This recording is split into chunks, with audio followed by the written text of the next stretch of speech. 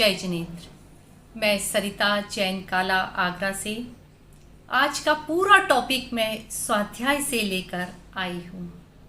मैंने आज एक बहुत ही सुंदर बात पढ़ी कि बनना है तो भौरे की तरह बनो, मक्खी की तरह मत बनो। कहने को दोनों ही चार इंद्रिय जीव होते हैं, लेकिन मक्खी की आदत होती है कि वो हमेशा गंदगी पर ही जाकर बैठती है, लेकिन भौरा हमेशा सुगंधित फूलों पर जाकर बैठता है। आज देखने में आता है, या हम कह सकते हैं कि ये कड़वा सत्य है कि आज अधिकतर लोग दूसरों में अच्छाई देखने की बजाय, उनकी प्रशंसा करने की बजाय छोटी छोटी सी कमियों को ही ढूंढने में अपना अधिकतर ज़्यादा से ज़्यादा समय व्यतीत कर देते हैं।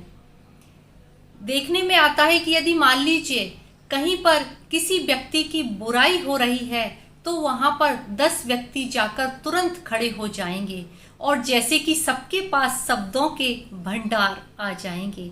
लेकिन यदि किसी की प्रशंसा का प्रसंग कहीं चल रहा हो तो वहाँ पर सबके मुंह पर ताले लटक जाते हैं। कह सकते हैं कि आज हम व्यक्ति की अच्छाई देखने की बजाय उसकी बुराइयां ही खोजने में लगे रहते हैं। एक बार एक व्यक्ति बगीचे में जाता है और वहां जाकर वो फूल चुनने लगता है। जब वो फूलों को चुन रहा होता है तभी उसे उसके पास से ही एक आवाज सुनाई देती है कि अरे तुम ये क्या गलत काम कर रहे हो। व्यक्ति चारों तरफ नजर घुमाकर देखता है, लेकिन उसे कोई भी दिखाई नहीं देता।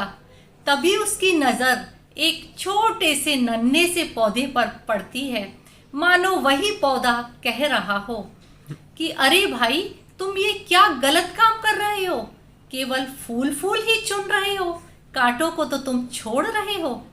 तब वो व्यक्ति कहता है सब ऐसा ही करते हैं, फूलों को चुन लेते हैं और कांटों को छोड़ देते हैं।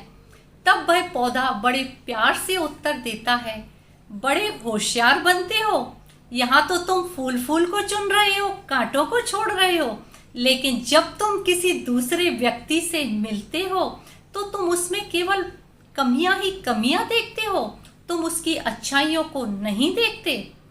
वास्तव में फूल ने बहुत ही सुंदर बात कही। फूल की कही हुई बात दिल को छू लेने वाली बात थी।